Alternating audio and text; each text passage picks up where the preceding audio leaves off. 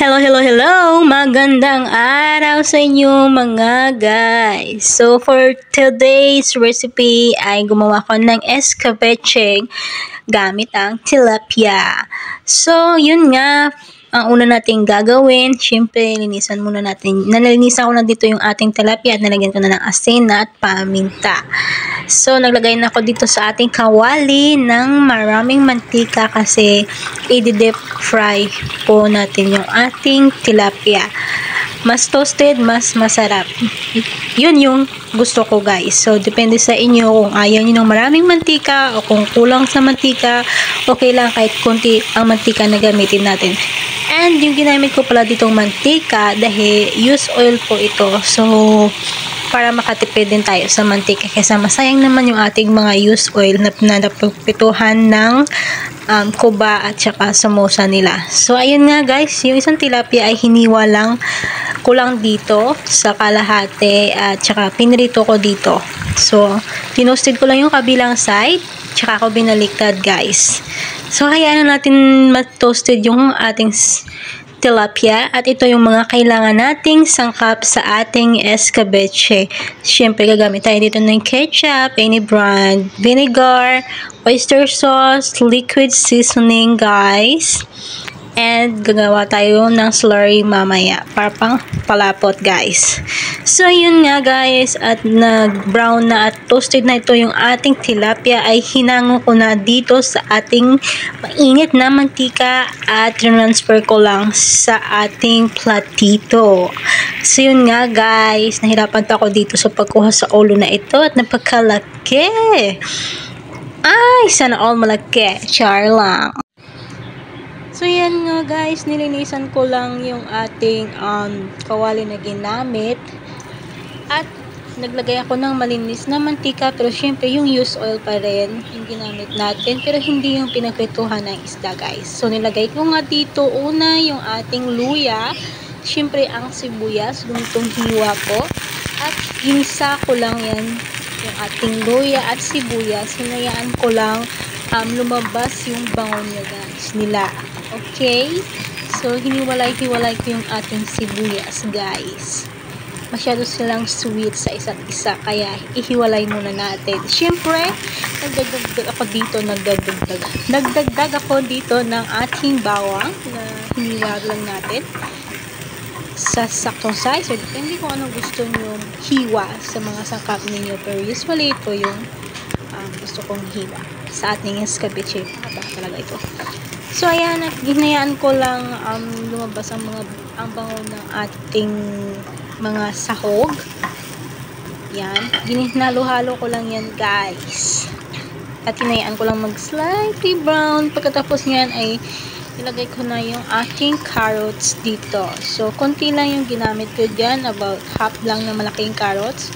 Pero kung maliit lang naman, gamitin nyo. Depende kung gusto nyo maraming carrots, kayo na bahala dyan, guys. So, gumamit ako ng carrots dito at iginisa ko na siya kasi medyo matigas po ito.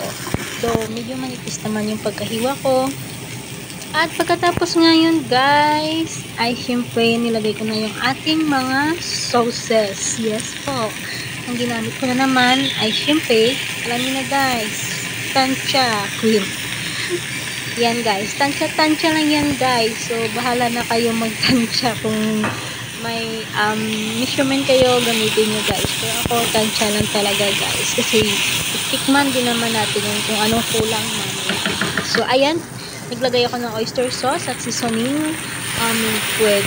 So, pagkatapos nyan guys, gumamit nga ako dito ng siyempre soft drink, zero sugar daw. So, kung anong available nyo dyan, Sprite, 7-Up, Mountain Dew, joke lang. Sprite, 7-Up, yan. Sarap yan guys. So, ayun nga guys, ginamitan ko lang ito para pang fatamis. Tapos, syempre, naglagay na ako ng ating pampalasa, asin at paminta. At syempre, hindi mawawala ang ating magic sugar pang balanse ng ating lasa. So, ayun nga guys, pagkatapos kong malagay ang ating ibang panglasa ay hinalo-halo ko na ito ng bahagya. So, ang ginawa ko pala dito sa ating gulay is half cook lang siya para pag kinain natin is medyo crunchy pa siya sa ating mouth. Yan guys. So, hinayaan ko lang yan saglit. Tapos, nilagay ko lang yung ating bell pepper. So, ayan. Nilagay ko na lahat yung ating bell pepper. Malinis po yung kamay ko, guys. Okay? Pagkalagay ko ng bell pepper, naglagay na ako dito ng suka. So, siguro mga 2 kutsara yung nagamit ko dito sa tansya ko, guys. So, kasi konti lang naman ito. Isang tilapia lang. Kaya konti lang niluto ko. At naglagay pala ako ng konti pa ng ketchup. Nagdagdag ako, guys. So, medyo nakulangan ako sa kulay niya, guys. Yan. So, pagkatapos nga nun, sinimmer ko lang yon at saka hinalo ko dito, guys, para yung lasa ng suka is hindi mawala. At ito nga yung slurry natin, cornstarch at saka tubig lang po yan. Hinalo-halo ko lang yan. At nang kumulo na nga ito yung ating sauce na may veggies, ay hinalo ko lang saglit. Tsaka natin ilagay yung ating pangpalapot. So, ayan guys. Siyempre sinimot natin yung slurry sa baso. Nilagyan ko ng konting tubig. So, ayan nga guys.